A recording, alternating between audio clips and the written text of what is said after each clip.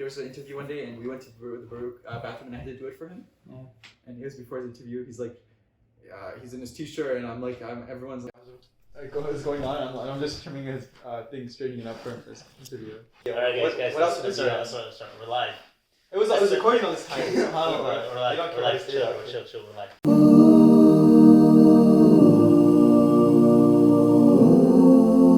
Assalamu alaikum wa rahmatullahi wa barakatuh. Everyone, welcome to another episode of The Shady Youth. As usual, I'm your host Shaquille, and in this very special episode, we have a returning guest. You may remember him from last week's episode on, it was supposed to be Bitcoin, but it was more of an intro to economics. Now this week, inshallah, we'll go a bit more into the topic of Bitcoin and cryptocurrency. We have the one and only Dewan Hassan.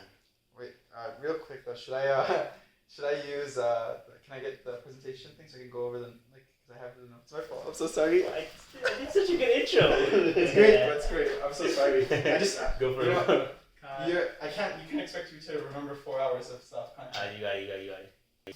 Alright, Thank you. we're at Bitcoin Genesis. Alright, inshallah. Alright. But before that, Dewan, how are you? Assalamu alaikum, bro. I'm good. Alhamdulillah, amazing. Wait, are we starting from the beginning or is this it?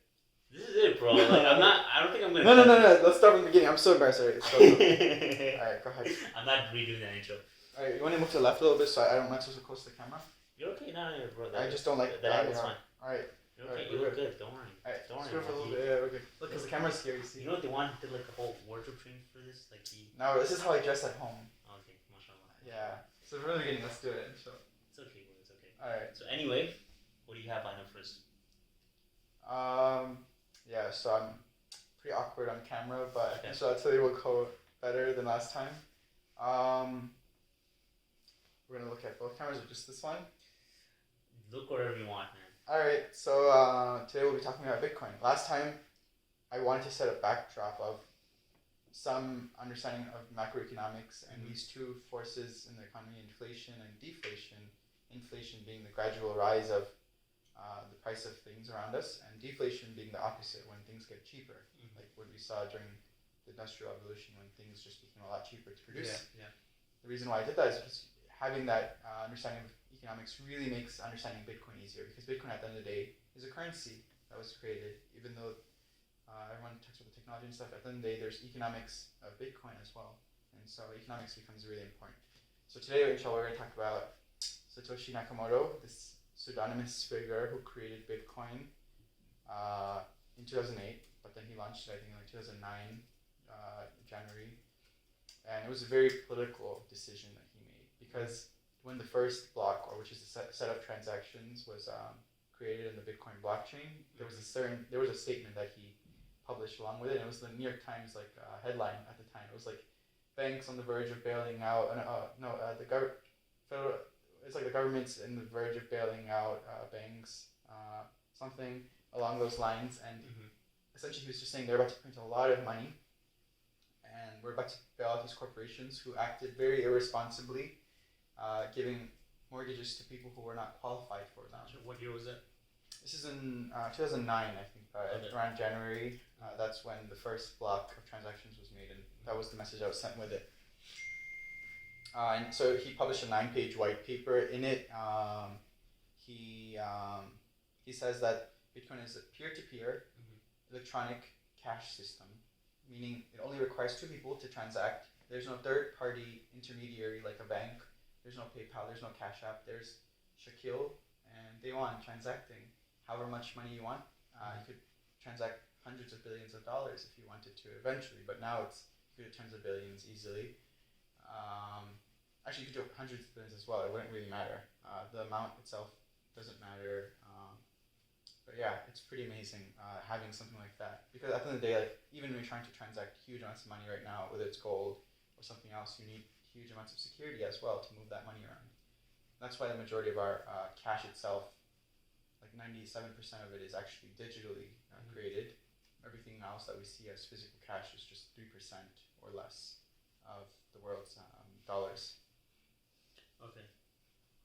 So Satoshi Nakamoto, I remember you saying at a certain point that it might not even be like one person. Yeah. Like it might actually be a group of people. Yeah, Yeah. So a lot of people speculate that this guy was so smart that he was able to predict he was able to predict. He had a basic understanding of cryptography. So he knew how to code. He knew economics, how it worked. He created a system in which you control the inflation rate and the supply, and so much. He had knowledge about all these different fields, and he had a good understanding of game theory, which is like the study of how different parties interact with each other and what the likely outcome is based on the incentives that each party has. Mm-hmm. So he was able to understand all of these different fields of knowledge. And so this guy's a savant, right? He's a genius if it's just one individual. So some people are like, maybe it's someone else. Maybe it's a group of people. Mm-hmm. But most people believe it's like a handful of people, including this guy named Hal Finney, who's dead. So if it was him, then Satoshi would be dead.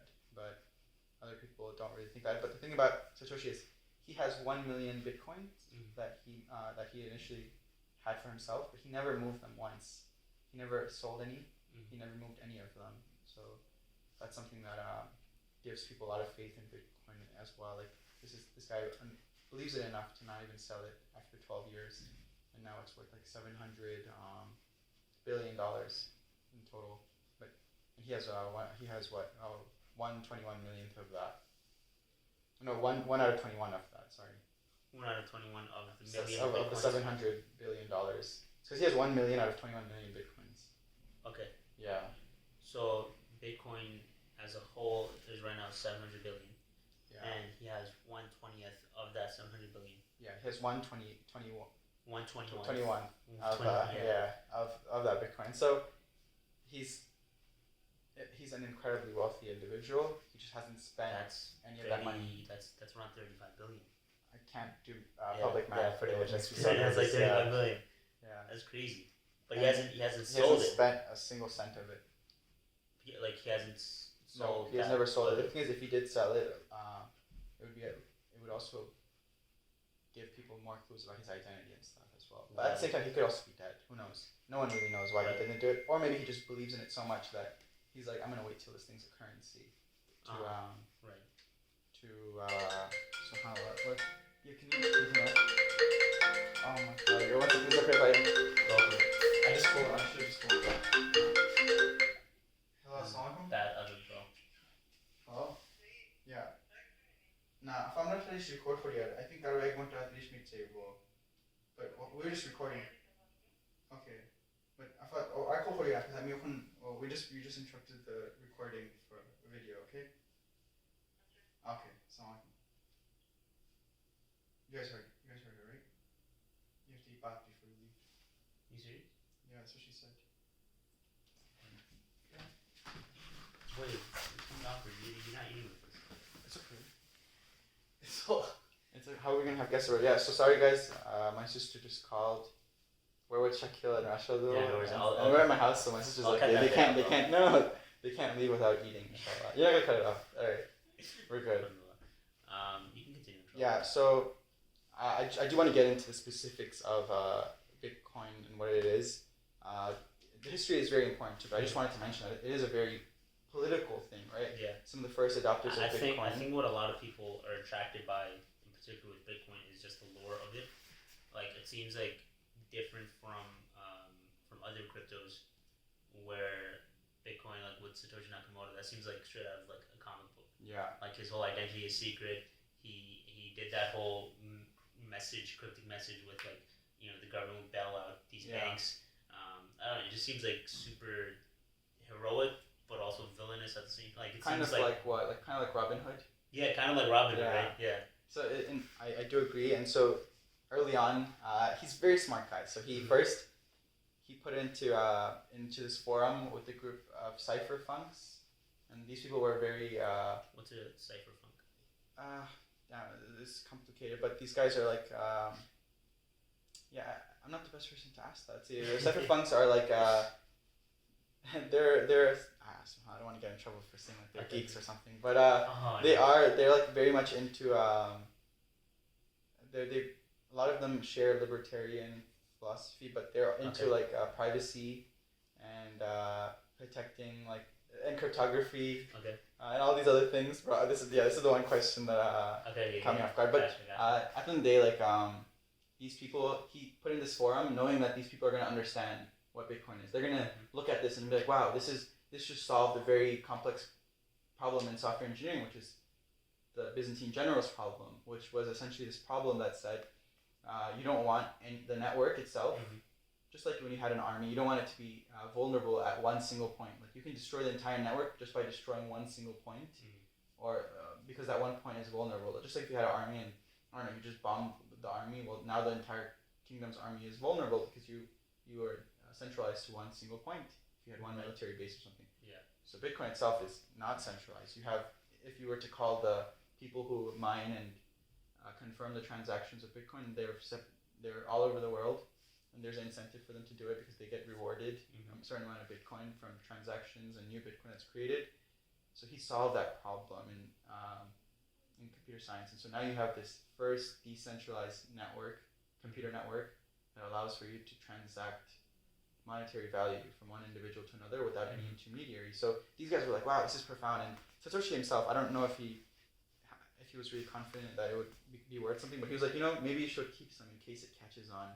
I was like, okay, that's dope. And he wrote other things like he had a good idea of like, okay, this could become something valuable in the future, and the technology itself was valuable. So he released it to a group of people who were very, very excited about it, like totally geeking out about this, like, oh my god. And some of them were crazy enough. They're like, I'm putting all my money into Bitcoin. Like, wild. Like at that time when it was barely worth anything, there was no exchange or anything. Back in what year?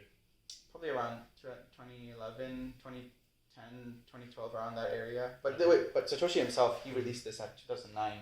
Right. And he released it to a few people. I think Adam Back was the CEO of this company called Blockstream Green.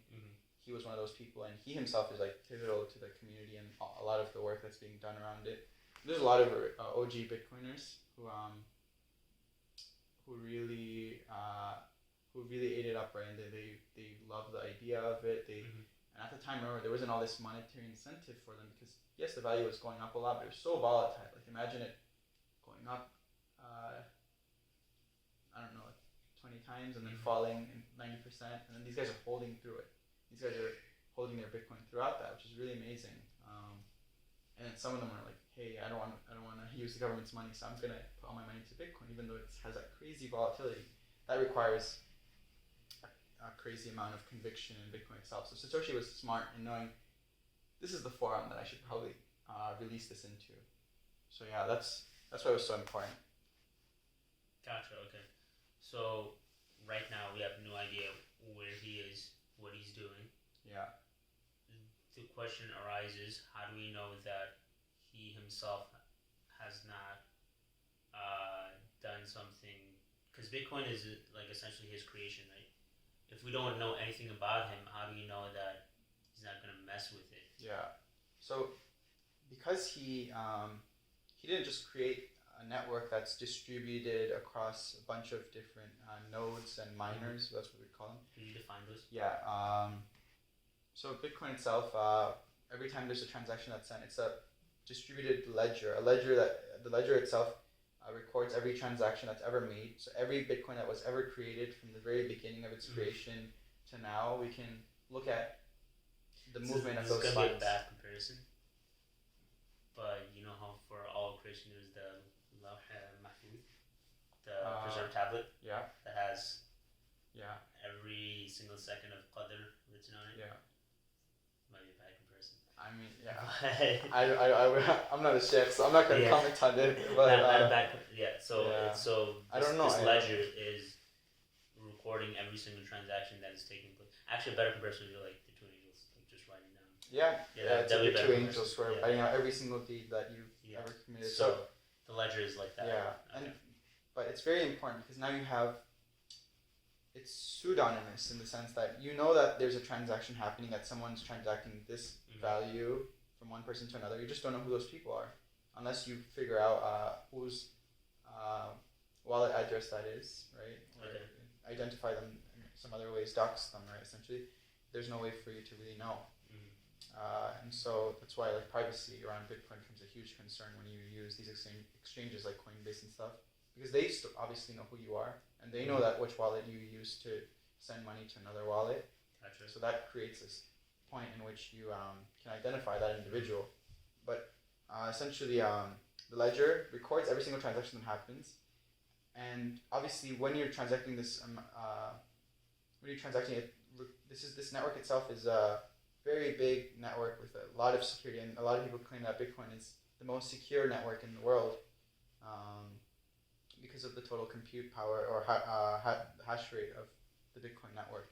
What's hash rate? Yes, the hash rate is just in simple terms, it's like total compute power combined from all the different computers that are helping confirm the transaction, as well as all the miners who are mining new Bitcoin. That's like the best easy explanation I can have. But I myself am learning a lot of this. I don't know if you said it, but you mentioned a node. Yeah. So again, nodes. So when these transactions are confirmed, you've sent a transaction and it's being recorded. Yes. But someone has to compute all of this. Yeah. So there's these miners and node operators. A miner is a person who operates a machine. Yes.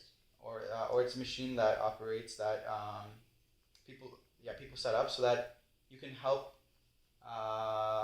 Essentially, you're helping solve a very complex math problem, and that's what secures the Bitcoin network. You're solving a very, very complex math problem, and the Bitcoin network itself adjusts how difficult that problem is, such that every 10 minutes a certain amount of Bitcoin is created, and I'll explain how they do that. Okay. Now, miners, they're solving these complex problems, but they also operate as node operators. Node operators are people who are confirming the transactions that are happening in the Bitcoin network. So this includes people who are just running they're not mining, but they just have a small setup or a computer where they literally confirm that the transaction has been made. And so the Bitcoin network has multiple transactions. So just like with the hadith, right? Like the Rasul has narrated a hadith. Now, all the people who have heard it have all confirmed the hadith. Yes. They've all said, oh, this is what he said. And they're like, wait, are you sure this is what he said? And they all confirmed. Yeah. Those were his words. Okay. Similarly, when a Bitcoin transaction is sent, you have all these computers, not just one, many of them, who all confirm, okay, this is the amount that was transacted by this person. That transaction will be mutawatir. Yes. It becomes mass transmitted within the Bitcoin network. Such that no one can dispute that transaction exactly. was made. Okay. And what happens is they confirm it once, they confirm it twice, and then I think twice or three times is a number of transactions where it's like solid. Like you can't ever disagree with that anymore ever again. It just becomes impossible to refute that after that. Okay. So no like this hadith is daif, like none of that. Like, no refutations. None of that. This transaction is not daif, right? It's strong. It's mutawatir at this point. Okay. So then. What happens is, why do they do that, right? So the miners, they're incentivized to do this because they're rewarded by every time someone transacts. There's a transaction fee, so they receive a small percentage of that transaction fee. This is only the miners. And I think the node operators receive a very small amount, but it's minimal. The node operators are the ones that record it. Well, both the miners. So the miners are solving these complex problems, but they also function as node operators because they're also confirming the transactions. Yes. Okay. And the node operators, they don't solve the complex problems because those machines are super expensive. They're just being witness to the transaction. And there's multiple benefits for them to do that. They can increase the privacy of their transaction by confirming it themselves, and they're also helping the Bitcoin network. And remember, if you're someone who really believes in this idea, you want to be someone who's contributing to the network and helping do this. And so. Okay, is it similar to torrenting?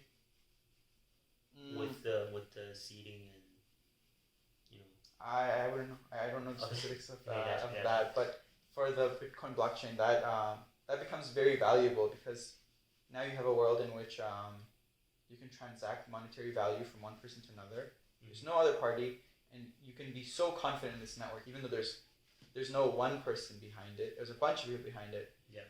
And let's say the government wants to shut down Bitcoin. A lot of people are worried, they're going to shut down Bitcoin. Well, they could turn off the internet, and you can literally use an antenna to connect to these 4 or 6 satellites that this company Blockstream Green has launched that streams the Bitcoin network through satellites. And what's amazing is, seriously? I read this and I was like, this is wild. These guys are crazy. they take this so seriously, right? And I spoke to one of the guys who works there, and he's amazing. They launched, and what's so funny is I think it's called the Kessler effect, but essentially what they've done is they've positioned the satellites in places such that if the U.S. government was like, hey, I kind of want to just get rid of Bitcoin altogether, we'll turn off the internet, we'll turn off the radio because you can transmit Bitcoin through the radio as well. And then they're like, I want to shoot down this satellite. They're going to shoot down that satellite, and they're likely to harm another country's satellites and start a war. Dang. So that's game theory for you. They thought of this. That's Kessler effect. Because it's going to explode, and then all the debris is just going to go and hit other things. Yeah. And you can't really control much of that. And so they've set it up so that every point in the Earth you can literally set up you become a node. You can operate a node, and you can send Bitcoin from any point to another, which is amazing, right? Yeah. And so Bitcoin is incredibly difficult. You can regulate it, like obviously majority of people buy it on exchanges and stuff, but even in places like Venezuela, like I saw some guy on Twitter. I actually love what he's doing. He has a antenna set up because the government has like some regulation around it. But at the end of the day, like, they have hyperinflation, and he wants to transact using the Bitcoin network and to receive Bitcoin for the work that he's doing. So he set up one that connected to the Blockstream satellite. There's many others. There's some group in Japan that did it just because it's fun. I was considering setting up a satellite in my backyard. I was like, it's only like $400 to set up. So I was like, that could be a very cool project to do in the future. But you would need to know someone else with the satellite. No, you're just connecting to the satellite itself, and that's connecting not just to that's connecting to the whole Bitcoin network. So that's not just connecting to other people with satellites; it's connecting to all the people who are having machines that are mining. Remember, you could get rid of all the I don't know how you would even find all the machines and miners and node operators within the U.S. and get rid of them. But even if you did, like you somehow walked into their house and knew exactly where they did it, you walked into the facility that they have purchased that they're doing it. There's people who do it underground, like where it's like hidden from people as well. Even when you do that, what you've created is now there's a huge incentive for all these people who are trying to transact in Bitcoin, who are at the end of the day, like in this last year they've become incredibly wealthy, a lot of them, right? Not just this last year, but many of them. But now they can just go. They're incentivized to go to another country, and a country like Singapore, right? They have very nice regulations around Bitcoin. Sorry, I got a call from Omaha, so that must be one. Okay, I'm joking. Okay. It's a scam call, obviously. But yeah. But essentially, wait, what was the last thing I was saying? About the satellites. I forget the exact. Oh man. Yeah, I was talking about satellites for a while. That's why. Yeah. So damn, I was really, I was really looking forward to that one point. Damn that person from Omaha. Okay, all right. Let's see. SubhanAllah. Right. You can think, bro, at your own context. Yeah. Probably. You should say istighfar, right? And forget. Or something like Wait, what was the last point I was talking about, Shil? Do you know? I don't know, but you could cut from the scam thing and being like, speaking of scams, what's centralized coins versus decentralized and how many. No, it's complicated, right? So complicated. I would even cover. We're just with Bitcoin Genesis right now. That's a huge jump, bro. We'll talk about that, but it gets to there. I know we didn't talk. I can't hear. You can't hear us? Yeah. Okay. So yeah, my fault. Yeah. But essentially, yeah. Sorry about that. We had a short interruption, but essentially, these satellites allow for. Yeah, my fault. What I was trying to mention, we're at Singapore, right? So if the U.S. decides to ban Bitcoin in the U.S., there's an incentive for another country to lax the regulations around it, because then it would attract the capital from this country. All the people who own Bitcoin from this country, they have a higher incentive to move their money to somewhere like Singapore, an offshore account, right? Or they just might move to Singapore, and Singapore would be more than welcome because they're bringing huge amounts of capital and investment, and they'll be spending money in their economy as well. But not just that, the Bitcoin network itself functions in such a way that every time you mine, there's a fixed amount of Bitcoin that's being created. That number can't be changed no matter what. Every 10 minutes, a certain amount is being created, and then there's a certain amount of transaction fees that are being collected as well. So what happens now is, when you've by the way, we had these huge jumps. I want to explain this in like a simpler terms because I had it in my presentation right here. But what you've done there is, imagine there's a pie. Like every 10 minutes, there's 10 Bitcoin that are created, and there's a bunch of people around the world. The more people that mine Bitcoin, the smaller the individual amount that you'll get, right? Because at the end of the day, there's only 10 that's being created. So if the U.S., which represents a good portion of the mining, suddenly bans it all. There's only 10 being created every 10 minutes. No, I'm saying in this hypothetical situation. Okay, gotcha. Right now it's like something like 6.25 or something that's being created. Every how many? Roughly every 10 minutes. But it's every not, 10 minutes there's roughly 6. Yeah, it's something around 6.25 right now. But let's just say for my fault. I need to say this in like much simpler terms later. But you have a certain amount that's been created. So the more people that mine, yes, it doesn't necessarily increase the profitability. The more people that mine, it makes it less profitable, if anything, because proportional to the amount of computing power that they're contributing to the network, that's how much Bitcoin they'll receive as a reward. And so the US, which represents a good portion of the mining network of Bitcoin, suddenly disappears. Like, not disappears, the US doesn't disappear, but if the mining network within the US disappears and the government shuts it down, now everyone else makes more money. Because now they're receiving a larger part of this pie. What the hell? Yeah, my fault. Mining network. Yeah, so they're receiving a larger portion of this pie of the Bitcoin, essentially. So because of that, even if a government bans it, they're more incentivized. They're going to lose out economically big time if they do that. Short term, it could cause the price to go down, whatever. Yeah.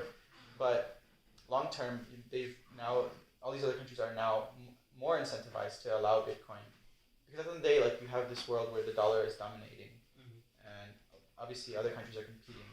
They've made it very clear, like China, they're competing with the US. And so it's a huge opportunity for them if something like that happens. So the game theory of it, there's so much more on this. Like, I recommend reading this essay called The Number Zero in Bitcoin by Robert Breedlove. The beginning seems like it's really complicated. We could just skip the beginning portion where he talks about numerology and stuff. Gotcha. And he compares it to essentially he talks about why it's so difficult to ban. And he also has another essay that's it's called The Letter to Ray Dalio. It's on his Medium page by Robert Breedlove, which is really amazing as well. But yeah, I'm gonna go ahead. Let's see. Let's see. So one Bitcoin can essentially. What's nice is you have 21 million Bitcoin. So a lot of people are like, wait, if 21 million people own Bitcoin, then how do I own Bitcoin? Well, what's nice is one Bitcoin can be broken into 100 million parts. So, and those 100 million parts, which are called Satoshis, right? One Bitcoin is made up of 100 million Satoshis. 100 millionth yes. of a Bitcoin is a Satoshi. Yes. Okay. And so that Satoshi itself recently, like, there's ways of you breaking it further down. Like, they're breaking it down even further. Okay. Which is pretty amazing. So you can literally put 1 cent into Bitcoin at this point. Yeah, you can do that even now. I think it's a few Satoshis. Oh, that's a good amount of Satoshis. Satoshis. That's already a few Yeah, because Bitcoin right now is what, 30 something. At one point there will be a parity where like 1 Satoshi is worth 1 cent. I think that's gonna happen eventually, but we'll see, inshallah. But essentially, so that'll the be quote, when it hits 1 million. I have no clue. Because 100 million. Yeah. That'll be when, if 1 Satoshi hits a cent, that means Bitcoin will be 1 million. Bro, Which may anytime someone asks me to do public math, I just my brain shuts off because I'm gonna embarrass myself. I'm gonna be like 2 plus 2 is equal to 3, and they're like. And you're gonna be like, of course I have to include this in the edit. And I'm gonna be like, what was I thinking? Saying 2 plus 2 is equal to 3. But essentially, this is a really nice quote. It says, Bitcoin is essentially a ledger of ownership of virtual coins. There are only 21 million of these coins, and a few million addresses that own them. But in the future, you can have as many addresses of people who own them. This is according to Saifuddin Amos. This is his quote from his book, The Bitcoin Standard. And he says, the root problem with conventional currencies is all the trust that's required to make it work. The central bank, which is the entity that issues all the currency that we see around the world, and different countries have their own central banks, must be trusted not to debase the currency, meaning they have to be trusted to not cause inflation by printing a lot of that money, right? All right, bro, I'm gonna accept this real quick. 1 sec. Hello? Hello? Hello. This is the callback that was requested from PayPal. Alright. When oh my god. Is on the line, press 1 to be connected with an agent. This call may be recorded or monitored for quality purposes. Just a moment while I transfer you. What is it for Omaha? Quality purposes, I'm so call sorry. may be monitored and or recorded.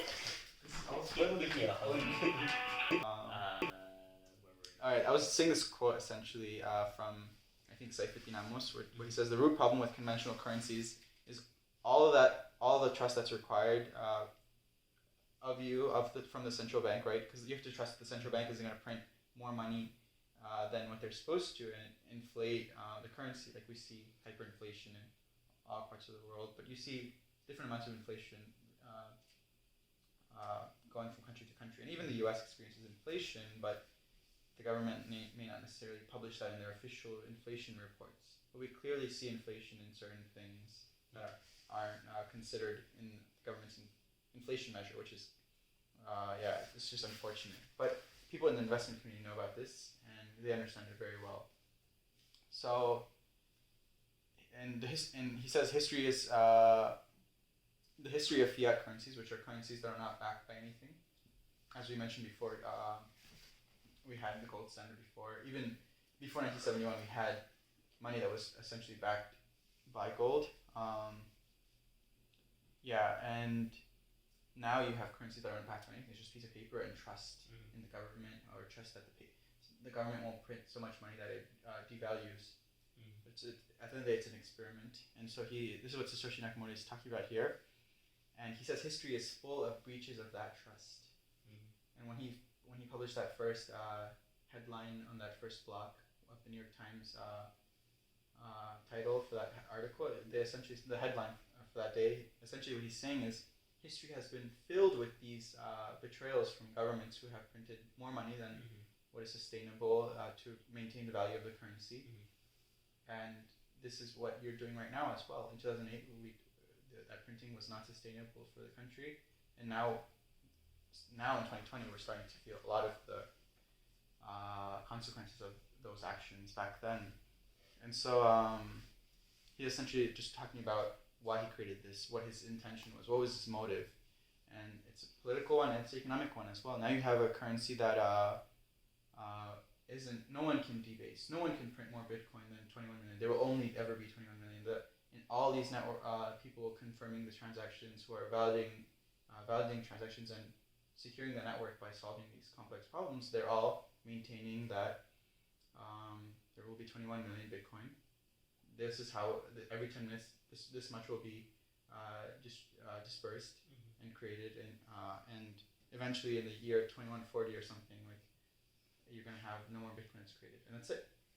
And those people are now going to be those node operators, and they're going to be fully in charge of just validating the transactions. And by that point, maybe governments are doing it or something. Is 2140 a set date, or is that just an estimate? I'll explain what's an estimate. Because because there's a certain amount of Bitcoin that's being created roughly every 10 minutes, right? It's roughly every 10 minutes, and we'll talk about why.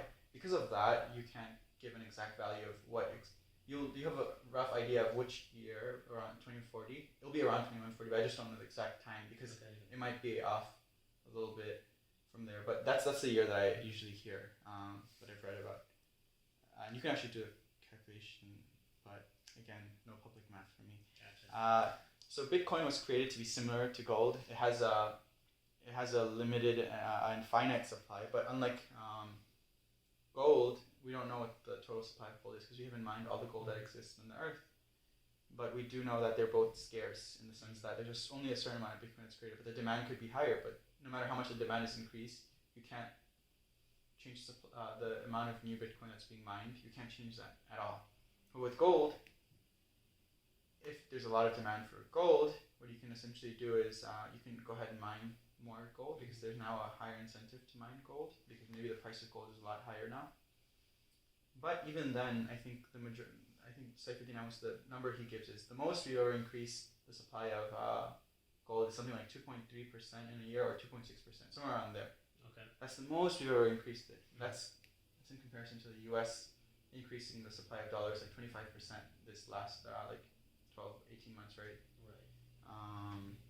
So it's ridiculous, right? So by the end of the day, gold is doing a much better job of making sure that the total amount of gold isn't being debased or inflated away. So this is what someone writes. I forget who I quoted here. I think it was this is actually Satoshi here himself in the white paper. He says, as a thought experiment, imagine there was a base metal as scarce as gold with the following properties. It's boring gray in color. It's not a good conductor of electricity, not particularly strong, not useful for any practical or ornamental purposes, and one special magical property. It can be transported over a communication channel without any third party. So gold is mined from the ground. This is yes, the code is done. Gold is mined from the ground, and Bitcoin is mined using computing power. Bitcoin mining is energy intensive, just like gold mining. It requires computing power, electricity. The other one back then it might have required physical manpower. Now it might require machinery. But the Bitcoin network, it uses massive amounts of energy, but this energy is used to secure this network by solving complex mathematical problems when miners confirm and process a certain amount of transactions, which is called a block. So the miners and the node operators are all rewarded newly created Bitcoin or fees from the Bitcoin that's being transacted, and it's proportional to the amount of computing power that they're contributing for the miners. And this process happens roughly every 10 minutes. And the more people mine Bitcoin, the more secure the Bitcoin network becomes. And in addition to miners, there are also people who run these, as we mentioned, these Bitcoin nodes. And the nodes verify transactions on the blockchain, which the miners also do. But unlike the miners, they don't solve these really complex problems to help create new Bitcoin, right?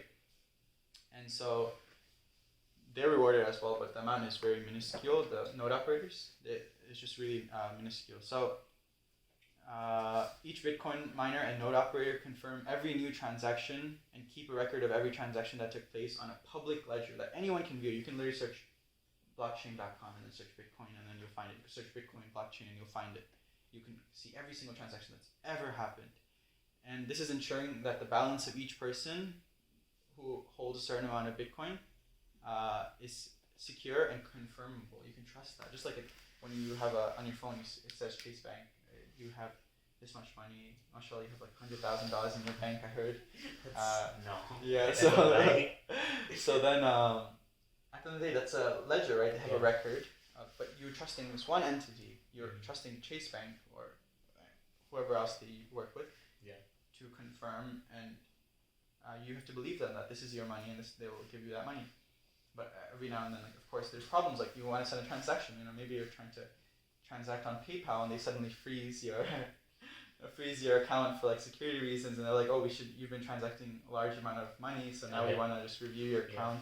Something like that. On the Bitcoin blockchain, it's just a protocol, a series of rules, which is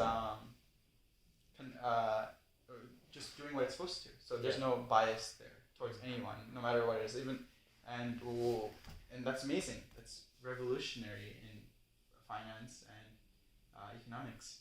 And so this public ledger, it's amazing now, because if someone says that if someone lies and says, oh, I have this much Bitcoin and I transacted this much, it's so amazing. They could be like, I transacted $1 billion in Bitcoin at this time.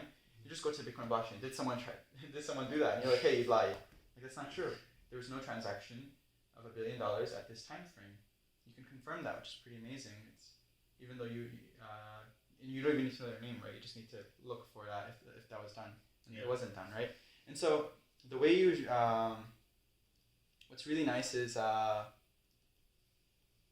Saifuddin Amos, he essentially said that there's different qualities of money that make it, as we spoke about last time, there's different qualities of money that make it valuable, like being able to divide it, like $1 it can become 100 cents, and you have higher denominations as well, $100 as well.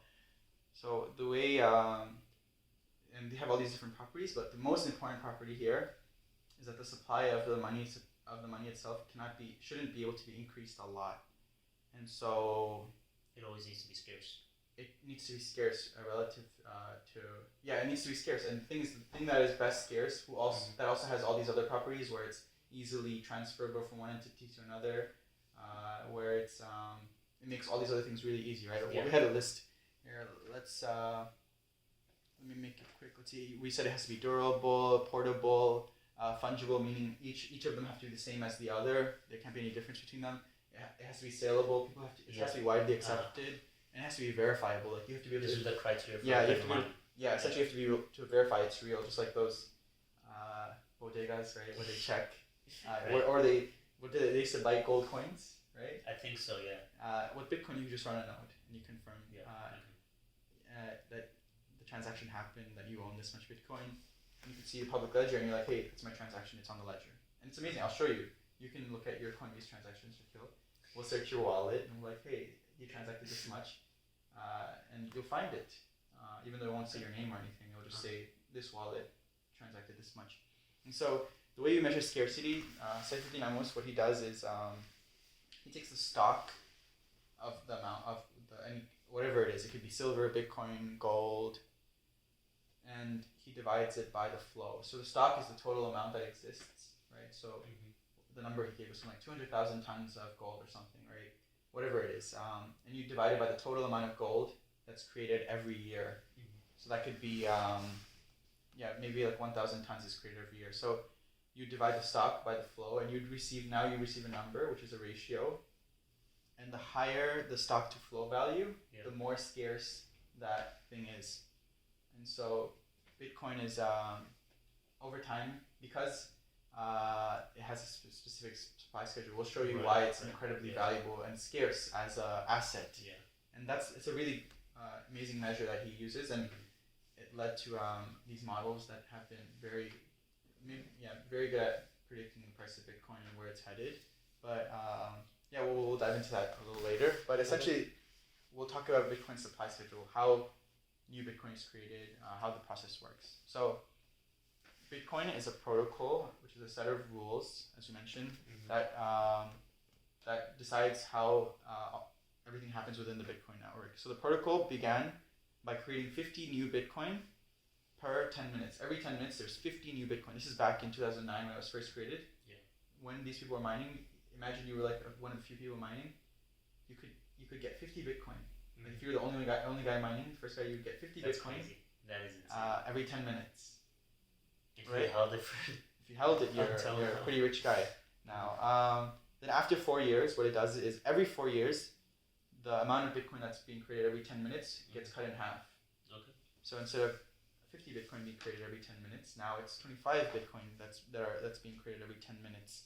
And so the protocol is designed to repeat this process. It makes sure that every 10 minutes it's roughly giving that this amount it's currently supposed to, and every 4 years the amount is going to be halved. And so we had these events, they're called halvings, where each year the amount of Bitcoin every 10 minutes the amount of Bitcoin that's being created is cut in half. And so it happened, the first halving was when? Let me see, it was in November 28th, 2012, and then it happened on 2016.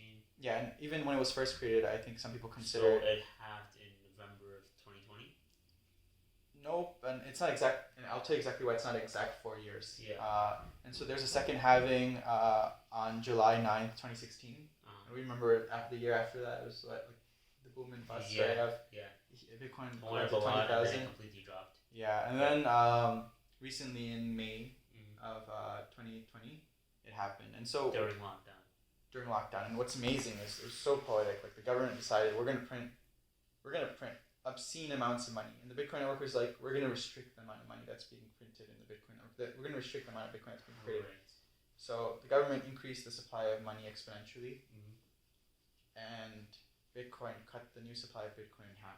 So it really, that's what made the price of Bitcoin skyrocket. That's why I was like, after I read this, I was like, I obviously I did my research, and I that's why I was like, I'm gonna post about this on Facebook. It's gonna be fun, because and a lot of people call me a conspiracy theorist. They're like, oh, this guy is a scam, whatever. And I was like, yeah, but I'm pretty sure like the facts are on my side here, and I've done my research. I really thought it was crazy. I called my cousin. I was like, do I sound crazy to you? And he was like, no, it makes sense. Like what you said. Well, yeah. Alhamdulillah, like I tried to convince as many people as possible to buy Bitcoin. And this was back This then. isn't financial advice, by the way. Not financial advice. I never tell. SubhanAllah, I shouldn't even say it. I convinced what I indirectly. It's totally fine actually, but I indirectly told a lot of people. Your main purpose is to educate. Yeah, so I was like, I could tell someone to buy Bitcoin, but they won't really understand what it is or have the conviction to hold on to it as it goes up and down. So it's better for me to create a presentation like I did. It's better for me to publish articles weekly.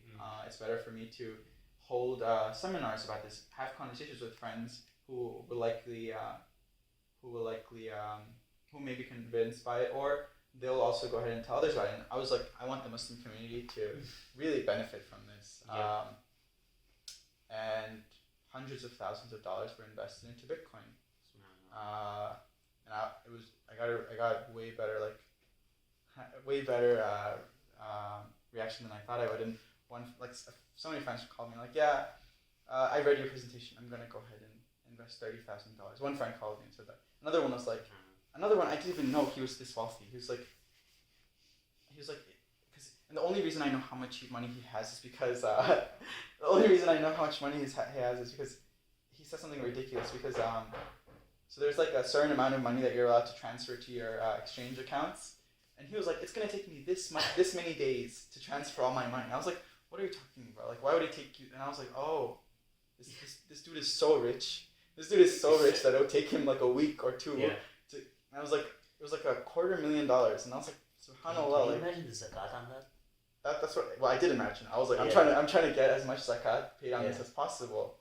And so like I started really like obsessively studying this when I was around 7,000. And I was like, look at this, research this, read this book, read the Bitcoin Standard, read The Price of Tomorrow by Jeff. Zakat would have to be paid on what the asset is currently valued at, not how much you put in. Exactly. So that would be insane. Bro. So right now I'm estimating like there's this is based on people who have told me. Right. Just anywhere from 1.3 million to 2 million from like people who are convinced by the things I Any of publish. these billionaires become Muslim and they get into Bitcoin. Yeah, so how that's billions in zakat right there. Yeah, it's amazing. And so for every $1 million, that's $25,000 in zakat. Yeah. And zakat, let's be honest, like zakat is not charity, right? Zakat is it's obligatory, and charity has to be voluntary. So inshallah, like they'll donate more. Yeah, of course. They'll donate more than 2.5%. And inshallah, like I want people to be like, I want this to be a means of them like saying like subhanallah, like, this is a blessing from Allah. Yes, it can. Like the money can just amplify what that individual is. It doesn't have to change them if they're. I don't know if they have taqwa. They'll be like, I have way more than I actually need. I'm gonna go ahead and donate to Muslims Giving Back. I'm gonna donate to Charity Week. I'm gonna make some amazing things happen. Maybe I'll just do projects in the community myself. Right. I want that. Like, I want it. You shouldn't disconnect those things. Like, it's at the end of the day, wealth can be a blessing and a trial. Right. And I want this to be a blessing for everyone. I want them to, and the way we'll know is by how they use that wealth. Do they help people with it or not? That's what I'm really excited for. Inshallah, like in a year, Charity Week is gonna be fun next year. Even though we're all alum, well, you're not alumni anymore, right? Alumni, bro. Yeah, I'm still doing it. I'm alumni, but we'll see it. Inshallah, we'll see what happens. See what happens. But essentially, going back to the protocol and the supply schedule. So until the year 2140, it'll keep having obviously it's going to go, it went from 50, 25, 12.5, and now it's at like 6.25 per every 10 minutes. So eventually it's going to keep having until like the amount that's been created, it's like zero. It's not anything, right? Okay. And so it's the year 2140. So Satoshi also included, this is the hard part that took me a while to understand. Satoshi also included within the protocol these rules called the difficulty adjustment. So within the protocol, to make sure that no matter how much more effort is put into mining, the same amount of Bitcoin is created no matter what. Okay. He created a system, and so let me explain. When people are and the way that the system works is it's looking at the rate of growth of the computing power within the 2-week period. Right. So every 2 weeks, the Bitcoin network adjusts the difficulty of how hard it is to mine. And so for example, if this week 10% more Bitcoin were being created than what we're supposed to every 10 minutes, right? It'll become harder. Then the next week it's going to become 10% more difficult, so that will adjust backwards. Oh. But we'll look at let's make an analogy. So the equivalence of the Bitcoin halving is, imagine you had a world. So the Bitcoin halving, which reduces the supply of Bitcoin, is like a world where every 4 years only half as much gold is found when people mine. And the equivalence of the 2-week difficulty adjustment, which happens every 2 weeks, right, is, imagine a world where the more you try to mine gold, right? Imagine if this was gold. The more you try to mine gold, the harder it becomes, and the less you try to mine gold, the easier it becomes. And so, though that protocol is adjusting itself constantly to make sure that a certain amount of Bitcoin is being created, it averages out to, right now 6.25 every 10 minutes, right? Over long periods of time, that's the average. And the way that they do this is simple. These computers at the end of the day solving difficult problems, but they're trying to guess a number. So imagine I told you and Rashad over there, we asked him to guess a number from 1 to 10. If you did that, so you go ahead and try it, and maybe you got it within like 5 seconds. You guess all the numbers, or maybe just count from 1 to 10. Yeah. And you got the number. So now imagine you did this a bunch of times, then you'll have an idea. On average, when you're told to guess a number from 1 to 10, this is how much time it takes, right? So now imagine that you're told to guess a number between 1 and 1,000. It takes a lot more time, right? Yeah. And if you did that guess between 1 and 1,000, hundreds of thousands of times, now you have average time that it takes for you to guess that number. So what they do, these computer networks, is if they've mined more Bitcoin than they were supposed to, well, instead of guessing a number between 1 and a billion, we'll guess a number between 1 and 2 billion. Okay. Now that becomes much more difficult, right? And so they're constantly adjusting it. Like, just imagine we did it, like going back to our experiment, you had to guess a number 1 through 10 over and over again. And it took you, I was like, damn it, he's so smart, it's supposed to take him 10 minutes. He's only, or not 1 through 100, let's say you're guessing at number 1 through 1,000. It's supposed to take you 10 minutes on average, but you're doing it in 7 minutes because you're just reading my brain somehow. I don't know, bro, magic. Alright, but essentially now what I can do is I can make the number you're trying to guess between a little harder so that it averages out to 10 minutes. So that's what the Bitcoin network is essentially doing. Okay, gotcha. It increases the difficulty adjustment to make sure that the miners, and what's cool is when you do this, if you increase the difficulty, then it becomes more expensive for you to mine Bitcoin. So then what happens is the people who have the cheapest electricity, who are at the end of the day, like, they're probably the ones who are mining the most Bitcoin because they have the cheapest electricity. They're the ones who will end up profiting more because the other guys, because it became so difficult to mine and it became more expensive, they have to turn off their machines. They're like, it's no longer profitable. But Bitcoin incentivizes the people who have the lowest cost of electricity to mine by doing this. Yeah, so that's a mouthful. Let's see. As the difficulty of mining is increased because maybe more of what was mined the previous week than was supposed to be, or the previous 2-week period, now what they've done is they've increased the difficulty, and so when you've increased the difficulty, the computing power that you need, you still have the same computer with the same chips that have the same amount of computing power, but the problem itself is more difficult. So now it's taking you longer to solve the same problem that it might have taken a week later. These aren't regular computers. This is like the whole factories. They're like machines. They cost a lot of money. You could buy individual ones. They're called ASIC miners. There's all these other companies as well that have them, but they can cost thousands of dollars. Like some of them. The electricity as well would cost thousands of dollars. And it depends. Like in New York City, the electricity is more expensive than if you go to China or if you go to Washington State. There's a lot of hydroelectric power there. It's very cheap. Yeah. So there's a lot of Bitcoin mining going on there. There's in the Sichuan valleys in China. There's a lot of Bitcoin mining going on there as well because they use the hydroelectric power there. There's people using solar panels, right? So it's what's amazing is 70% of all Bitcoin mining is done through green energy. That's dope. So like the New York Times, like they publish articles. Oh my God, like Bitcoin's boiling the oceans, like. But is it like it's if anything, it's creating this huge incentive for people to create green energy is cheaper and more sustainable. It's more predictable. At the end of the day, you have know how much sunlight you're getting. As well, something like solar power, the panels. And you have batteries. If you have batteries already stored in, but even hydroelectric power is very, yes, it's cyclical sometimes. Like maybe you might have more water coming at certain parts of the, but it's very predictable. Is it predictable what the price of oil will be? Last year, the price of oil went to -40. Like no one, I had no clue even how that even worked. How does that? Yeah, Negatives. they use these complex like financial instruments, and they somehow got they paid some people to even take oil at one point because they were storing them in there's no demand for oil, so they literally had to store them in tankers and pay hundreds of thousands of dollars every day to store them there. That's insane. Yeah, it was the strangest thing ever. I didn't even know that was possible.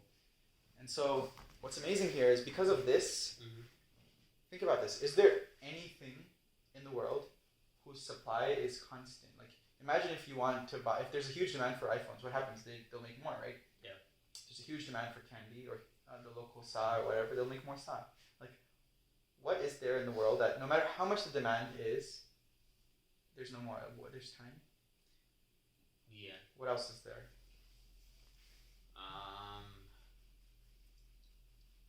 Say luxury brands, maybe? Like luxury. The thing is, if the price of it increases enough, like they'll create more of it, right? Like if you're saying if like give an example of where the demand, like if there's more demand, there's actually less supply. Like there's an inverse. Not less supply. The supply just stays the same. Like there's Stays the same. there's no bias. Like because I can make more money, there's more demand. I can't think of it. Even for like luxury brands, like they'll just make knockoffs. Yeah. Does that not count as like supply as well? That still meets the same demand, right? Yeah. Like some dude wants Louis Vuitton, but he doesn't want to pay the full price. Well, it looks the same. We'll just buy a knockoff brand. That's still meeting that existing demand. So what I came to realize is Bitcoin supply is the most perfect, constant economic certainty that exists in the world. There's nothing else economically, no good or service or commodity whose supply is perfectly constant, and if it follows a specific schedule, the halving schedule, the Bitcoin protocol rules. There's nothing in the world that is like that. So now you have the demand side. We don't know. What is the demand for Bitcoin? We don't know. Maybe there's a lot of demand for Bitcoin next year. Maybe there is less. But at the end of the day, the supply is constant. Like we just know the supply schedule is going to be constant. No one's going to change that, no matter what. It doesn't matter if I hate Bitcoin, the world doesn't want Bitcoin, or I really want Bitcoin. At the end of the day, the same amount will be created. And that's a very important idea because in economics you have supply, demand, and that can really usually those shift, right? When there's more supply, there's the demand can lessen, right, relative to it, and so many other things, right? So it's pretty amazing that you have something like this, and because of that, it becomes incredibly valuable. So to give you an idea, this is the Bitcoin's so here in front of you, like what I'm trying to show, because essentially Bitcoin's inflation rate just keeps halving every year. The inflation rate, as measured in terms of the amount of Bitcoin that's being created. If we consider Bitcoin's inflation rate just the amount of new Bitcoin that's being created, we know every 4 years it's just being halved. So eventually the inflation rate just starts off at 100%, right? Because there's no Bitcoin. Someone's created. It's 100% inflation at that moment. But now, over time, it just keeps decreasing until it's just a straight line, and now it's 21 million, so there's no inflation. You've destroyed inflation from the Bitcoin economy or Bitcoin network. Okay. Whereas, and so it's pretty amazing that you have something like this, and you don't have any other currency like that. Even gold, you can increase the supply of, and gold you can actually increase the supply of artificially, right? And so even if I don't have gold, I can sell you gold. Do you know how that works? How? Yeah, so a few ways. First, I can be like the US in 1971, and I can issue more dollars, which are at the end of the day, those are IOUs, right? Like those are promises. That's a promissory note that you're going to get this much gold if you go to the bank. Yeah. Well, if I issue more dollars, even though I don't have gold, I've met the demand for that gold. Okay. Similarly, I can sell this product called paper gold, which is done in financial markets today, where they're selling gold that they don't own. It's so strange. It's so complicated. I haven't even fully grasped how the hell this works.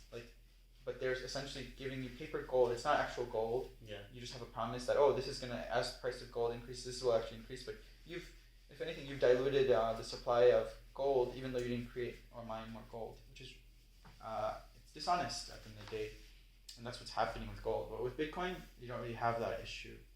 And so yeah, so now we're going to talk about Bitcoin and Moore's law. I'm going to try to simplify this. So Satoshi has this beautiful quote. He says, "The price of any commodity tends to gravitate towards the production cost." And so Satoshi essentially makes this prediction early on that whatever the total cost of producing one Bitcoin is, that's roughly around how much the price of Bitcoin will be. So right now, but it's not an exact science. It will, because you need to. Is that roughly accurate though? Yes. Like, so there's this guy. His name's Charles Edwards. He published a Medium article where he calculated Bitcoin's production cost. And and he created a live chart that looks at it. And he did like all this physics, and I was reading this and I was like, subhanAllah, like I took physical calculus and I was like, when will I ever need this? And I was like, damn, I need to look at my notes and even basic equations that I looked at before. I'm like, I'm so stupid. I was like, I would never need this, but here is like this guy using physics to calculate the production cost of Bitcoin. And he also has another model which looks at the energy value of Bitcoin, which looks at the total energy required to create Bitcoin, I think. And so they're both models that predict where the price of Bitcoin should be, and it's very accurate, surprisingly very accurate. It gives you a range. It says the production cost of Bitcoin is, because you don't know exactly what it costs, because everyone has different costs of mining and stuff. And so he gives a range of, it could be anywhere from this price to this price, and it's been trading between those ranges. And it's amazing how accurate that's been. And Satoshi, back in 2009, who the hell was this guy? Like, he's a computer science genius. Economics he understands, and he also made this huge prediction, which really played out beautifully. And so, what I'm going to talk about right now is Moore's law. Moore's law is very much connected to this. Moore's law is the observation that the number of transistors or that are in a circuit double every 2 years or 18 months. Okay. And so what essentially that means is the computing power of these chips double roughly every 18 months or 2 years. So because of these chips that exist, and we've seen the benefit of this in many things, like over time, like our phone can do many more things than before, like the storage for your the storage things, that what are they called, SD cards and stuff. Yeah. Like they become so small, but now like one of them is like 1 terabyte or something. You're like, somehow like it stores all this data and it's so small compared to before. It was like these huge floppy disks and stuff. So that's Moore's law essentially. But essentially what happened is Bitcoin created this direct monetary incentive for those who have access to these chips, right? Who have access to those chips and the cheapest electricity to go ahead and mine Bitcoin, right? So if you have access to these, they make these miners and they use the best chips, the most advanced computer chips possible, because they want to compute and solve those complex problems, right? For as low of a cost as possible. So now you've created an incentive where wherever Moore's law is, like the most advanced chips combined with those who have access to cheap electricity, there's a huge monetary incentive. You'll make, right now I think the cost of, there's a weird number, the cost of producing a Bitcoin is half of what it, because it rose so quickly and it takes time for more people to join to mine Bitcoin. Yeah. But because it rose so quickly recently, at one point when it was at 40,000, I think the price of producing a Bitcoin was like 1/3 of what the price of Bitcoin itself was. So you made huge profit if you were mining. If you're mining, miners make so much money, and especially if you have cheap electricity, obviously. Yeah. And so you've created now, because of Moore's law, you've created an incentive for those who have the most advanced computer chips to go ahead and spend money, or even if there isn't, you've created this huge demand for those machines that do that, and those people want to go ahead and use those machines to mine Bitcoin, because they'll be paid. They'll be paid by the Bitcoin network, and they'll be paid by the transaction fees that are paid by the users, like you and I, who transact. And so, because of that, Moore's law and Bitcoin have become locked to each other. Now, because of that, that's why people say Bitcoin is the most secure computer network in the world. When I realized that, I was like, wow, subhanAllah, like, this is amazing. What an amazing thing this is. And just like Satoshi predicted, this person, by the way, Charles Edwards, who I consider him one of the smartest people I know in this community. You know in person? Bro, so I met him on Twitter. I read his articles on Medium. I was like, wow, this is amazing. I messaged him on Twitter and I asked him a bunch of questions, and he's so humble that he answered all these questions. I'm like this kid who understands nothing. Oh, and wow. he is this guy who he doesn't even have a huge following or anything, but it's like that time you emailed Noam Chomsky to convert it. yeah. So I emailed Noam Chomsky about the Uyghurs. I was like, what can we do about the Uyghurs? It's so terrible what's happening to them. And I was like, no one responded. I was like a few hours later. I was like, okay. I was like, I did not expect him to respond that quickly. This is his MIT email that you can find publicly. And so then he gave me like a bunch of nasiha, right? He was like, yeah, you should be doing. You shouldn't really let it get to you like that. You need to be consistent in your efforts of helping. And at the end of the day, like, this is what you're trying to do. And he had a similar experience because he really tried to speak out for Palestinians. And he was very vocal about what Israel and Jewish, it's not necessarily Jewish community, but a lot of the lobbies within America were doing. But it's surprisingly, like, even though he was active part of the Jewish community growing up, he wrote a book and he spoke about this. But anyway, I was so surprised by all this. We're going off a tangent, but it's fine. And so then I was like, I want to give this guy dawah because I read about, I think in his book Fateful Triangle, or a lecture, I read that when he was young, he was deciding between studying Arabic and linguistics. Talking about Noam, right? Noam Chomsky, yes, one of the most influential people in the world in politics, right, and linguistics. And so then I was like, subhanAllah, what if he studied Arabic? At one point, he would have come across the Quran. He would have had to read it as a piece of literature in his secular studies. Bro, forget literature. The Quran is literally like all of Arabic grammar as we know it is based off the Quran. Yeah, so like he would have come across this. I was like, no, like, you're a linguist, so here's a book about linguistic miracles of the Quran. I was like, here's a book talking about the linguistic miracles of the Quran. Here's a translation of the Quran, and I hope you take the time to read it. And he responded. He was like, I have a very long reading list, but one day hopefully I'll get to it. And I don't know if he will, but he's like 90 something years old, very old. Yeah, but inshallah he does, and I'm hopeful. But he's a nice guy, bro. That he was willing to do that. Obviously, like, we don't agree. Like, not everyone agrees with all his political views, but he's I think he's lived a very honest life, and he's a very honest guy. So I want to give him dawah. But similarly, Charles wasn't very well known. He had like 8,000 followers when I found him on Twitter. He's an economist, or no? you hate economists, right?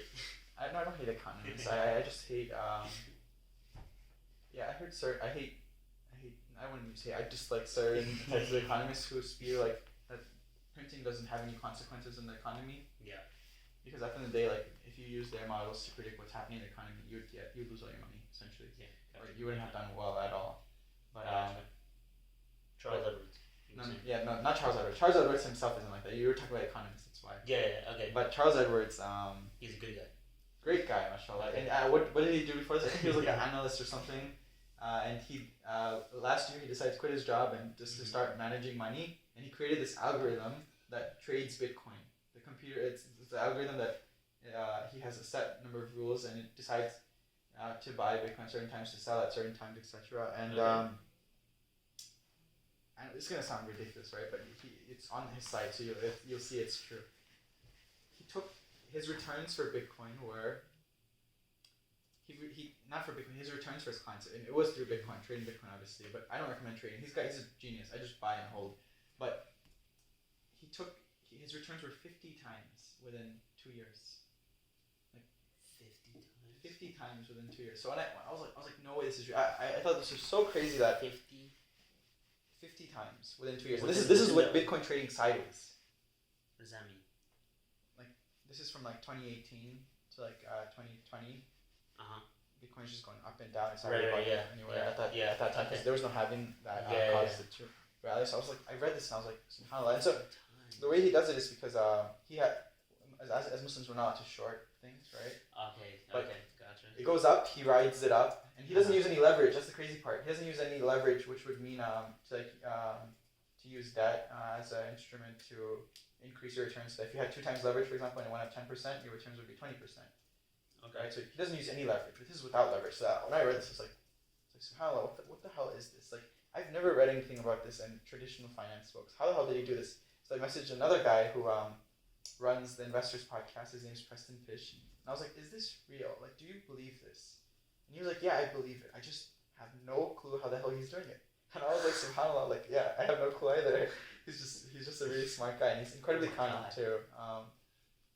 And the way he does it is because he takes short positions when he thinks it's about to fall, and he profits on the way down, and then he buys it and he goes rides it back up. And he takes a lot of these positions, and it's not that many. It's like I think maybe 2 or 3 or 4 every month, and yet he does it very well. And he obviously created a lot of these metrics we use, and I use a lot of his research to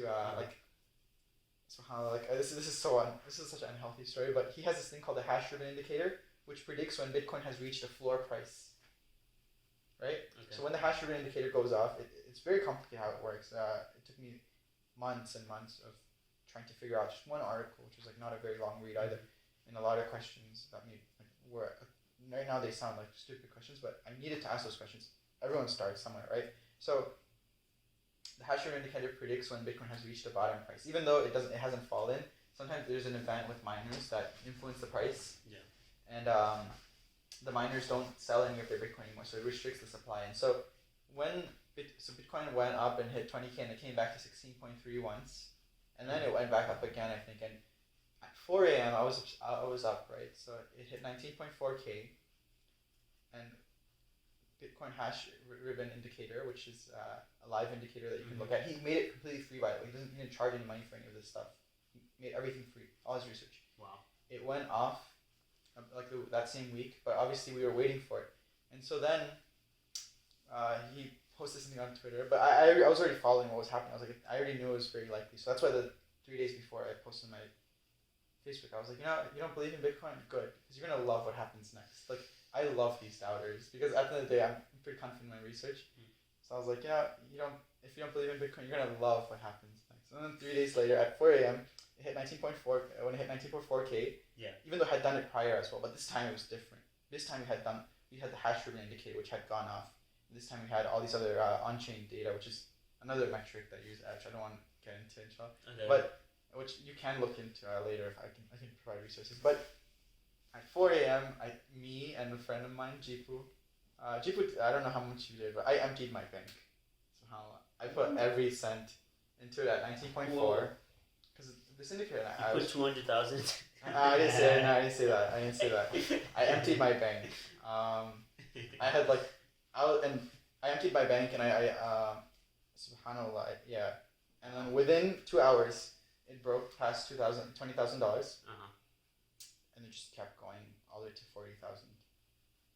Like it didn't have much of an interruption. It just went all the way to 40,000 because of the that was because of the hash ribbon indicator. It was amazing, like seeing that, and it's such a good feeling, obsessively studying something and working really hard on something. And for me, I didn't even create it or anything, but for me, just even understanding was very difficult. Trying to write about it or explain this to my friends who work in Wall Street, it's very difficult. And I was salty when a lot of them dismissed anything I was saying, but alhamdulillah, like seeing it work out and seeing that me spending all this time was actually worth it. It's very fulfilling, alhamdulillah. And for me, even more than that, what's more fulfilling is that I was able to convince so many people to buy Bitcoin through the 3 things I wrote. So that's great. Educate, yeah. But I think I don't think because Bitcoin is a commodity, I don't think it's actually illegal. Illegal to say like buy Bitcoin, but obviously I wouldn't do that because it's not. Nonetheless, you should do your research. If you can still you wouldn't have the conviction needed, and you would have so much stress buying such a volatile asset. I don't want you to stress about it. I want you to understand what it is. It could lead to panic selling. It could lead to doubt. It could lead to a lot of resentment to the people that. Yeah, it's and on the whole, I'm like that's why publicly I decide to just say this is what I've written. Money at the end of the day is really emotional. I didn't even celebrate my birthday, but I was like on my birthday I was like this is good. At the end of the day, this is back when Bitcoin's around it was much. Yeah, it was much lower than what it is now. But I was like, you know, Yeah, for my it's for birthday, Bitcoin. and I said for my birthday, all I want is for you to read my presentation on Bitcoin. Aw. You remember when did you see the post? When was your birthday? This is in December 18th. December, right? Yeah, this is way I before. think I This is saw way it, yeah, before I saw it. 20K. Yeah. I think I saw it, yeah. So I was just like, that's all I want you to do. And I Bro, like anyone who did that. Those last 2 weeks of December, I was watching it. I was just like, oh. Yeah, and the thing is, anyone who had done that, well, recently when I was at 40,000, they doubled their money. But now, obviously, Yeah. it's Bro, all of December I was just focusing on finals. So I was like, damn, Bitcoin can wait. Yeah. I like to do my research. I want to read everything before I put money in. So I guess a lot of Yeah, people you are should. like You should. At the end Yeah. of the day, bro, I say this all the time. So I have a friend, Matthew Rodriguez. Shout out to Matthew. I tell him this all the time, like, cause he felt like he had gotten in late. It was around like 16,000 or 15,000. Bro, that was not late. I know, but at the time he felt like it was really late, Yeah. right? But what I told him is, at the end of the day, the people who are going to spend a lot of time understanding Bitcoin, macroeconomics, and all these other topics we've mentioned, and all these other topics that Bitcoin touches on, they're going to end up making a lot more money. And he was like, why? Well, they're going to have a lot more conviction in what it is. They're going to understand better what it's worth. Yeah, but I don't want to use that word. But at the end of the day, like they're going to have a better Bitcoin and Islam are treated. They're going to have a better idea of what it's worth, and I personally think it's worth a lot more than what it's at right now. And you'll see that inshallah the next year. Speaking of, sorry, I didn't want to cut you off, but we actually had this interesting conversation right before we started of how a lot of people are actually taking Bitcoin as a religion. Like, basically. I don't think it's good because there's some people like, okay, there's a really funny meme, bro. Bitcoin thrives on meme culture. It's a bunch of internet. It's a bunch of internet people. It's a bunch of internet people, and Wall Street is starting to embrace a lot of these memes as well. And what's amazing is one of my friends was like, you know, I can't like. Well, he said essentially Twitter is where all the dumb people are who are investing in Bitcoin, or whatever. But then it was the funniest thing ever. I look at the research report by ARK Invest, which is a very large research. Like they also manage large amounts of money, and they have all these things called ETFs and stuff. And they're one of the few companies that predicted what would happen to Tesla. Yeah. And they also went very big on Bitcoin as well. I would look at the research report, and everyone thinks they are geniuses, right? Yeah. Now that they've been able to successfully do so many amazing predictions, make so many amazing predictions accurately, and their returns show it. But anyway, I look at the research report and it cites sources, and I'm like, what the hell is this? It's a Twitter tweet. They're citing tweets. They're like this dude, like it's literally some dude who's like a huge Tesla fanboy. Is they're citing him as a source, and I was like, wow, this is amazing. And so I forgot the point before. Bitcoin is a religion. Yeah, so Bitcoin is a religion. It's really bad. Like it really upset me, bro. There was one, they had a picture of the Kaaba that I was telling you, and they put Bitcoin in the middle. I was like, I unfollowed that dude, and I was like, I hate you. Like, I don't hate him, but I was very upset, obviously. And the thing is, obviously, a lot of these people, there's another guy. What's his name? Maybe I shouldn't mention his name, but if you search "respect the pump," you'll find him. Mm-hmm. But he's a guy with a large YouTuber, and he I don't touch any altcoins. I generally tend to stay away from altcoins. Define altcoins.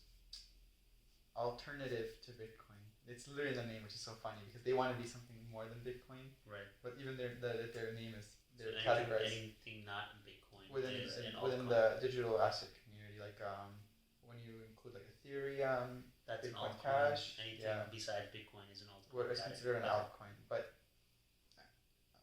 so I'm gonna use this word, but it's literally the proper term that Bitcoiners use. They don't ever call it an altcoin. A lot of them, most of them in Twitter community and in internet community, they just call them.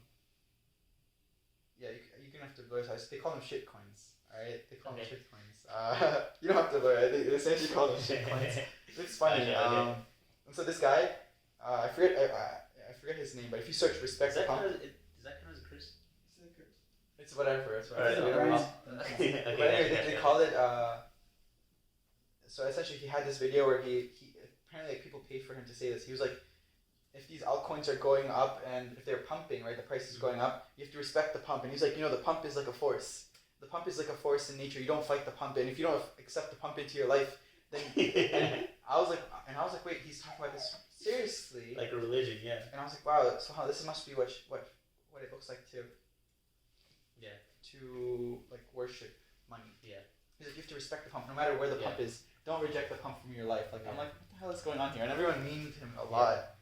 Because at the end of the day, I think like even how passionate you are talking about it, you understand that money is a tool. Yeah.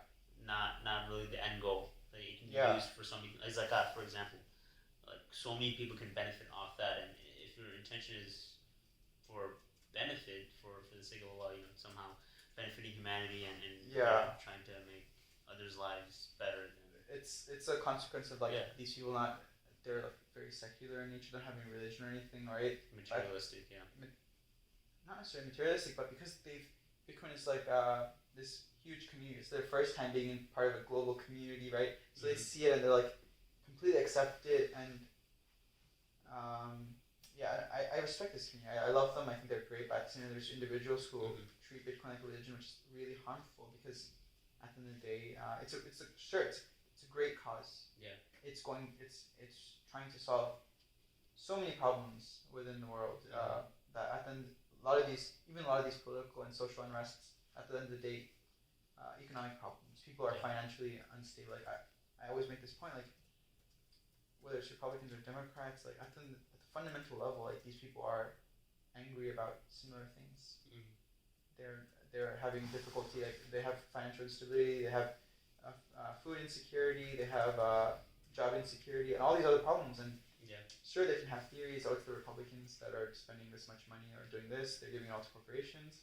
Oh, it's the liberals. They're printing away money and they're not being conservative. Whatever it is, like they're spending it on this. At the end of the day, like those problems are actually caused by the money printing. It's caused by because money printing increases income inequality because it debases the dollars which people hold. And who's holding the dollars? It's the bottom 50% of Americans. Who's holding all the assets? It's the top 50%. But even then, within the top, the middle class is disappearing because there's like the top 10% or 1% are like holding the majority of those assets. Yeah. Like in the stock market, even with Bitcoin, like with the whales. Yeah. Right. Because I think you were gonna get to that. So with Bitcoin, what's happening is it started off. Don't you think the same thing is gonna happen?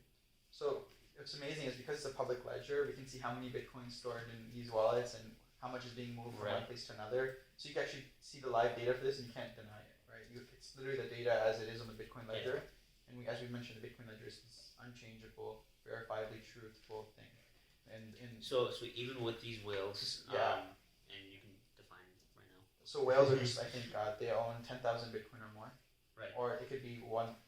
There's smaller whales who own like 1,000 Bitcoin or more.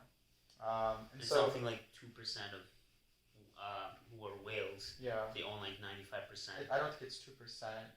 Only 95%. But But it is. It's a very small number.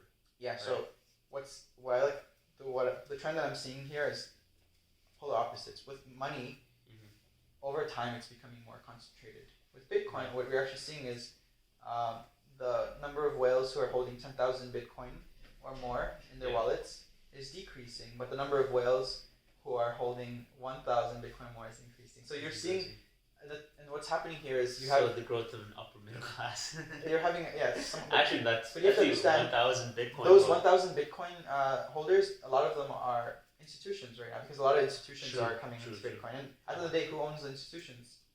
It's more distributed because all the shareholders own them, right? So it's not like one entity. But what's surprising enough, like these institutions are buying from probably people who are single like entities who have large amounts of Bitcoin. Whales, literally individuals who have huge amounts of Bitcoin. And so now you're seeing it move onto you're seeing it just becoming more distributed over time. It's the trend is opposite as what you're seeing in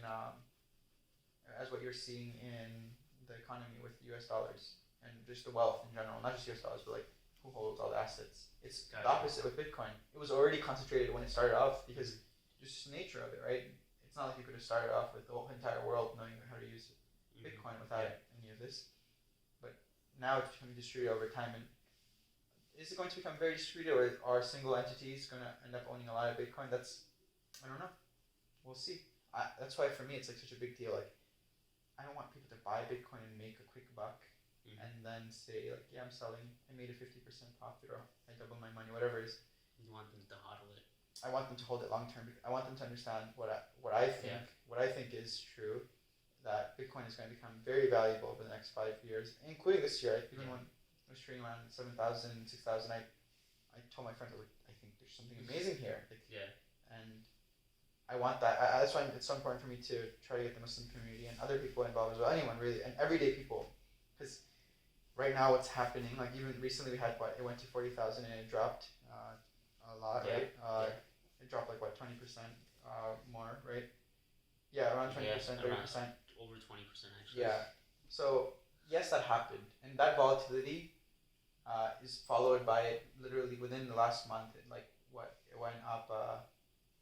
Bro, it doubled. Yeah. More than doubled. Yeah. So just from the beginning of December. So then it's amazing. Like when you see it just doubled and then it falls 30%, and the news is like, oh my god, it's a bubble. I knew it. Like, how many times are you gonna embarrass yourself? Like, publishing this stuff. It's this nonsense. This garbage. Like, do some research. Like, even New York Times, in one of the articles, they quoted a dude, or they wrote this, I forget what it was. It said, the Bitcoin network lost my password. I'm like, what? Like, let me read that again. Like, the Bitcoin network lost my password. Bitcoin is a protocol, a set of rules. It's like saying you forgot your password. It's like saying the internet forgot my password. Like, what do you mean the internet forgot your password? How does the internet, which is just a protocol, lose your password? Like, what the hell what are you publishing? Like, the New York Times is publishing this garbage. Like, and what's amazing is, so I don't take anything from these. I tend to follow like a lot of Substack and Medium people on Medium. Alt news. It's not alt news, but I look for people who are trustworthy. Okay. Like for politics, do you know Glenn Greenwald? I do not. He's a very honest dude. Jonathan Brown absolutely loves him. Okay.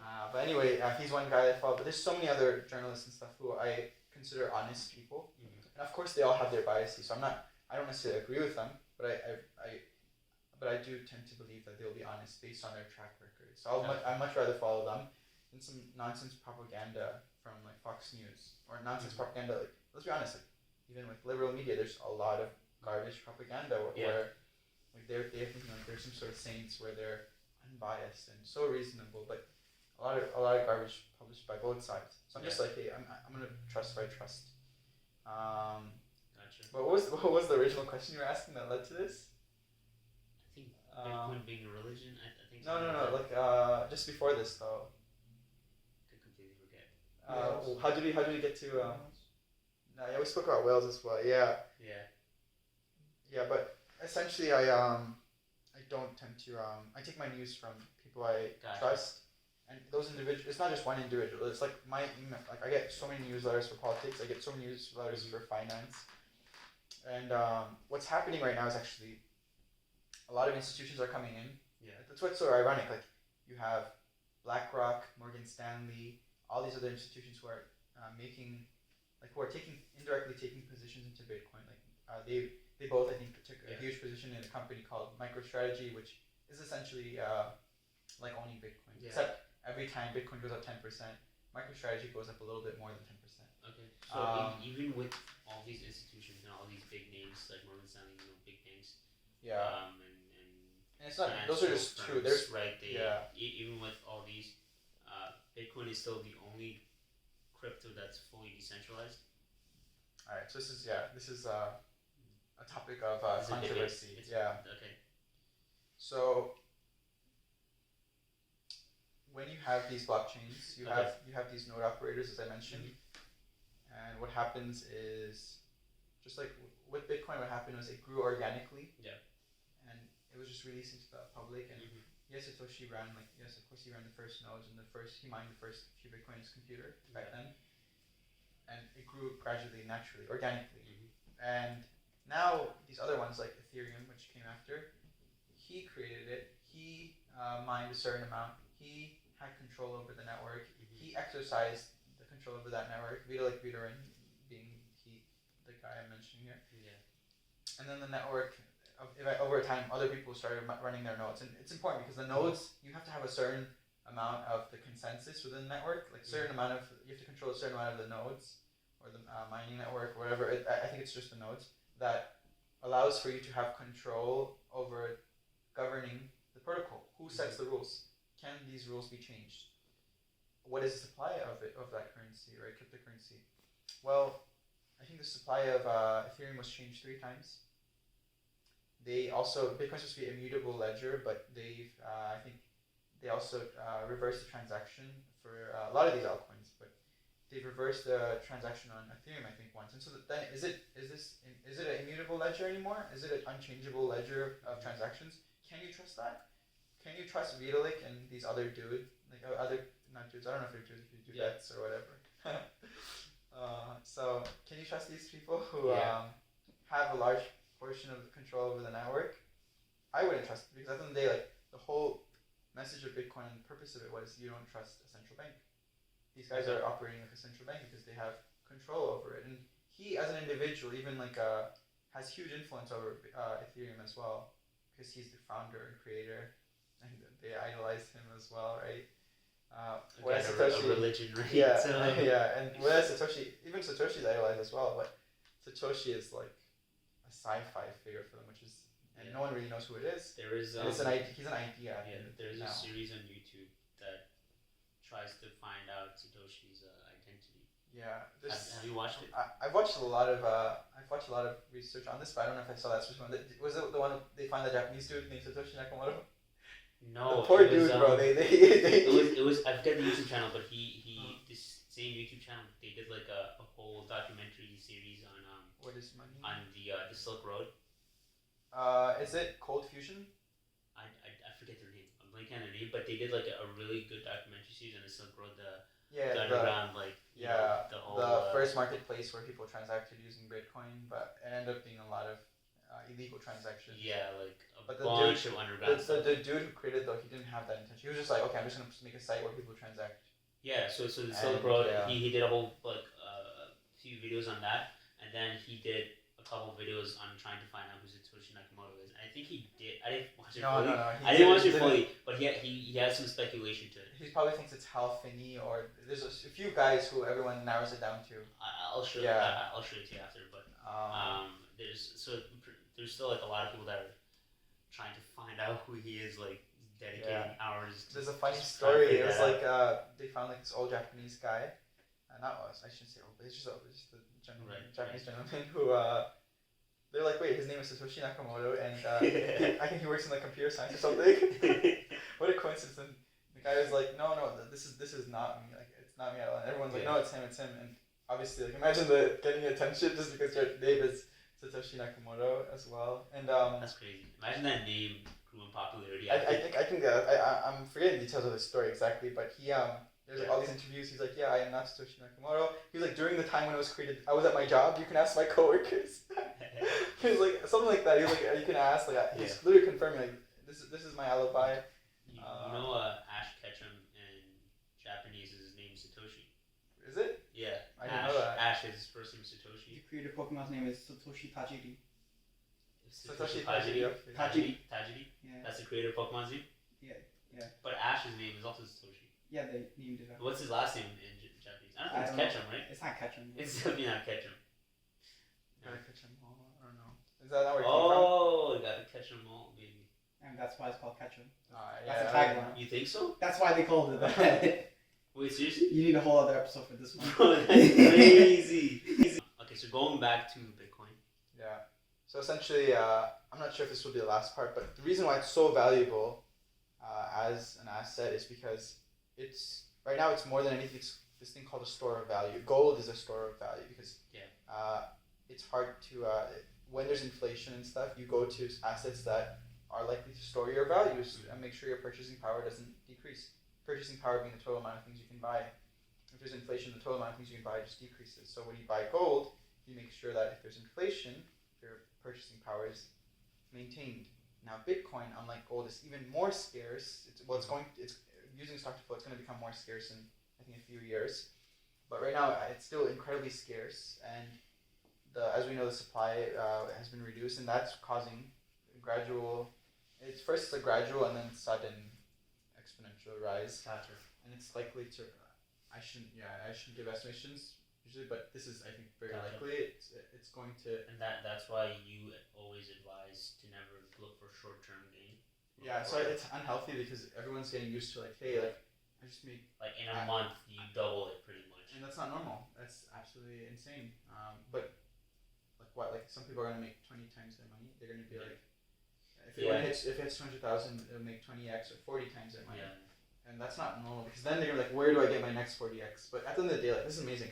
Warren Buffett has only gotten on average a return of over his entire career something like 21 or 22% every year. That's it. He didn't start with a amount of money. No, a crap ton. It wasn't a crap ton of money when he started off. He just built up to that. He compounded it. He just compounded. It wasn't an insane amount of money, but of course he was Yeah. very wise. He was very smart as a kid with his business Right. ideas. But he compounded that money at over time 22% rate. He's a billionaire. He only became a millionaire when he was at 30. That's why I think the go-to advice is always to invest in ETFs and index funds. But It's so complicated. It's kind of become so complicated. It's gray, right? Like it's a pretty gray area. It's so complicated because the government's pumping the stock market. These companies are not making much earnings at all. They're not doing well, but yet the prices are going up. It's just because the number of dollars in the economy is increasing. Because of the Cantillon effect. Yes.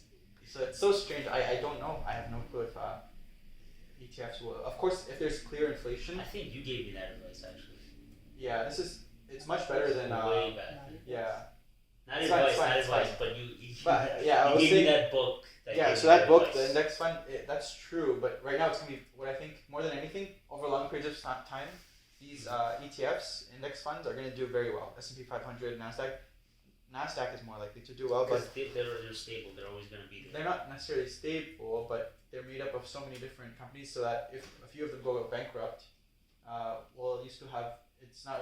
Those aren't like the entire thing. It's represented by 500 or 100 companies. And so what I think is likely is because all this money is being printed, and it's being printed by issuing more debt, right? Debt makes the economy fragile, according to Nassim Taleb, who's the author of this book called Anti-Fragile, and he's also one of the investors who predicts these events, like economic shocks.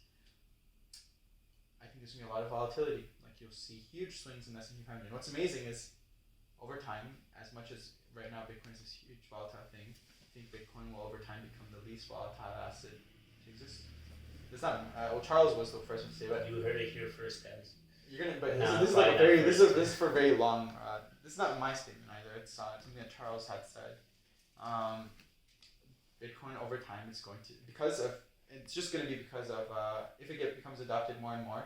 Right now, what's causing the volatility of Bitcoin? Well, it's because it's still early on. It's being only we're still at 2.5% adoption, well below that. Right. And what's happening is there's a supply shock where and that's what causes the volatility. So over time, it's going to decrease because the amount of new Bitcoin being created is just less and less. Okay.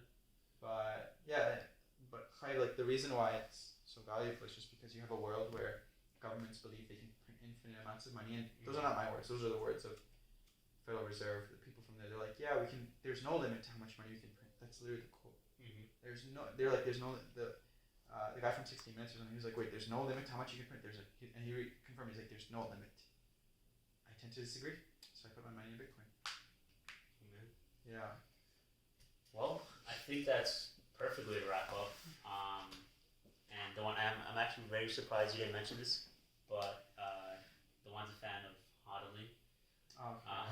Yeah, you want to explain hodl term? Essentially, someone misspelled the word hold Bitcoin. They wrote hodl, and so now everyone decided whether the community adopted it. But now even Wall Street and people people publishing hodl has become a technical term, and it's even considered an acronym, right? Like it's. It's hold on for dear life. Hold on for dear life, which essentially just means hold it for long term. Yeah, even if as the price goes up and down. That's what I'm planning to do, inshallah. If I sold, I'd sell like a very small portion to diversify it, but I'm going to hold on to it, inshallah. But yeah. So that was our Bitcoin Chronicles, a tale of Satoshi Nakamoto, memers, economists, investors, Dewan Hassan, and inshallah you Russia guys, as well. Russia bless you as well. Um, Yeah. Dewan, you have any closing remarks? Any last words of advice? Any last yeah, so I'd say commentary? like don't become so enamored by the price movement as the price goes up and down. Read the Bitcoin Standard by Saifuddin Amus.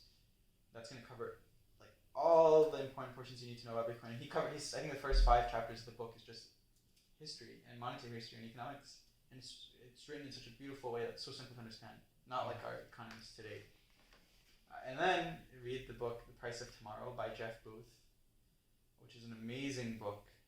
And what's crazy is Jeff Booth predicted everything that happened in 2020 with Economically. He wrote that book before that, and he predicted all of it, and he was like, governments are gonna have to print this much money. This is just gonna happen. I'm like, and I read this, and I was like, what the hell? Who is this guy? How did he predict all this? And that's where I learned about models he was using to understand the economy. So I recommend those 2 books. Those 2 books were amazing to me. And non-finance books, I recommend this audiobook. It's called it's a series of lectures by a professor named Wayne Dyer. The book is called How to Be a No Limit Person. It sounds really cheesy. It sounds so cheesy, but Charles recommended it to me. And when I research someone's work, I want to understand everything about them, right? So I literally I'm reading every book that he recommended. I'm reading everything he has ever written, even though he's not like this famous figure or something. But of course, I do the same thing for Warren Buffett and other people as well. I try to do that, but he's much older, so he has a lot more content out there. And I think it's valuable because you're trying to figure out how they're thinking and try to emulate what they're doing. Gotcha. So inshallah, yeah. But thank you. I had a lot of fun. Of course, man. Of course. And inshallah, we may have you back on in a future episode. I'm sure the viewers really enjoyed it. I'm sure that we all learned I hope a I wasn't lot. too confusing. Yeah. No worries. And the tangents are, of course, a natural part of the Shady Youth, so they're never going away. Thanks again, Dewan, for being on this episode. Thank you guys for watching. And as usual, have an amazing day. Assalamu alaikum wa rahmatullahi.